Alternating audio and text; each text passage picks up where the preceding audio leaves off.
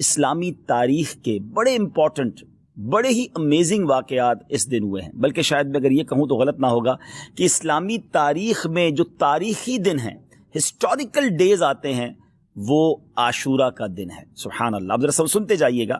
کہ حضرت آدم علیہ نبینا علیہ الصلوۃ والسلام کی جو توبہ قبول کی گئی وہ دن 10 محرم الحرام کا تھا۔ حضرت آدم کی جو پیدائش ہوئی، دا برتھ ڈے آف سیدنا آدم علیہ الصلوۃ والسلام، وہ بھی 10 محرم۔ اسی دن انہیں جنت میں بھی داخل کیا گیا۔ اسی دن عرش، کرسی، آسمان، زمین، سورج، چاند، ستارے اور جنت کو پیدا کیا گیا۔ آپ سوچئے کہ بیسکس آف دا ورلڈ جو ہیں وہ 10 محرم والے دن پیدا کیے گئے ہیں۔ سیدنا ابراہیم علیہ الصلوۃ والسلام خلیل اللہ ہیں، آپ کا جو برتھ ڈے ہے، آپ کی بھی جو پیدائش کا دن ہے، وہ بھی 10 محرم الحرام ہے۔ پھر اسی طرح اسی دن حضرت ابراہیم علیہ الصلوۃ والسلام کو جو آگ سے نجات ملی تھی، جو آگ گلزار بنی تھی، وہ بھی 10 محرم کا دن تھا۔ یہی وہ دن تھا جب حضرت موسیٰ علیہ نبینا علیہ الصلوۃ والسلام اور آپ کی امت کو نجات ملی اور فرعون اپنی قوم سمیت غرق ہوا۔ حضرت سیدنا عیسیٰ روح اللہ علیہ نبینا علیہ الصلوۃ والسلام کی جو پیدائش ہے وہ بھی 10 محرم الحرام کو ہوئی۔ جو حضرت عیسیٰ علیہ الصلوۃ والسلام کو آسمانوں پر اٹھایا گیا، ناظرین، that was also the day of Ashura, وہ بھی دن 10 محرم الحرام کا تھا۔ حضرت نوح علیہ الصلوۃ والسلام کے زمانے کے طوفان کو کون نہیں جانتا، مگر اس طوفان سے جو فارغ ہونے کے بعد ان کی کشتی کوہ جودی پر ٹھہری تھی، وہ دن بھی 10 محرم الحرام کا تھا۔ حضرت سلیمان علیہ الصلوۃ والسلام کی بادشاہت پوری دنیا میں مشہور ہے، مگر جو یہ بادشاہت، یہ ملک عظیم آپ کو جو عطا کیا گیا، وہ دن بھی 10 محرم الحرام تھا۔ حضرت یونس علیہ الصلوۃ والسلام کا واقعہ، جو مچھلی کے پیٹ میں آپ گئے، کتنا مشکل وقت آپ نے گزارا، مگر جو مچھلی کے پیٹ سے نکلنے والا دن تھا، یعنی اس مصیبت سے نجات کا جو دن تھا،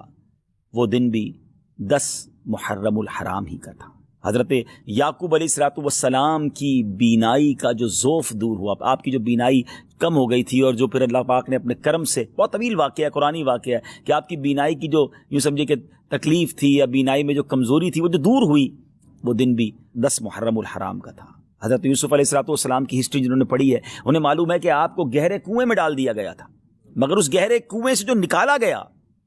وہ دن بھی 10 محرم الحرام کا تھا۔ حضرت ایوب علیہ الصلوۃ والسلام کے صبر کو، آپ کی تکلیف کو، آپ کی بیماری کو آپ جانتے ہوں گے، آپ نے پڑھا ہوگا کہ ان کے ساتھ کتنی پرابلمز تھیں، مگر اس تکلیف کو جو دور کیا گیا،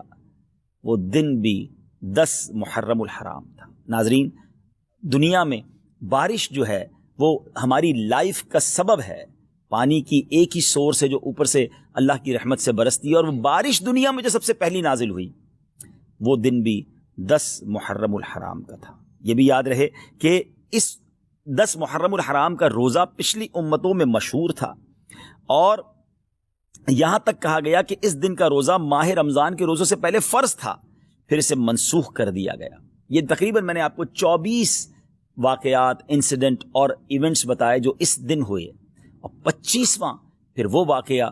امام علی مقام، امام عرش مقام، امام تشنا مقام، امام حسین رضی اللہ تعالیٰ عنہ اور آپ کے رفقا کو بھوکا پیاسا رکھ کر کربلا کے میدان میں جو شہید کیا گیا، وہ دن بھی 10 محرم الحرام کا۔ اگر کسی کا ذہن ہو تو وہ سوچے کہ اس دن میں اللہ کی رحمت کو کس قدر پکار سکتا ہوں، کس قدر عبادت کر سکتا ہوں۔ جو رب حضرت یوسف کو گہرے کنویں سے نکال سکتا ہے، جو حضرت یونس کو مچھلی کے پیٹ سے نکال سکتا ہے، جو حضرت ایوب کی بیماری کو دور کر سکتا ہے، جو حضرت موسیٰ کے لیے عاشورہ کے دن فرعون سے نجات کے لیے دریائے نیل میں راستے نکال سکتا ہے، وہ رب کریم میری مشکلوں کو بھی دور فرما سکتا ہے، وہ رب کریم میرے لیے بھی رحمت کے دروازے کھول سکتا ہے۔ تو یہ رات اور کل کا دن ہم نے عبادت میں، رب کو پکارنے میں، اس کی بارگاہ میں التجا کرنے میں گزارنا ہے، اور اس کی بارگاہ میں اسی طرح التجائیں کرنی ہیں، تو انشاءاللہ ضرور کرم ہوگا۔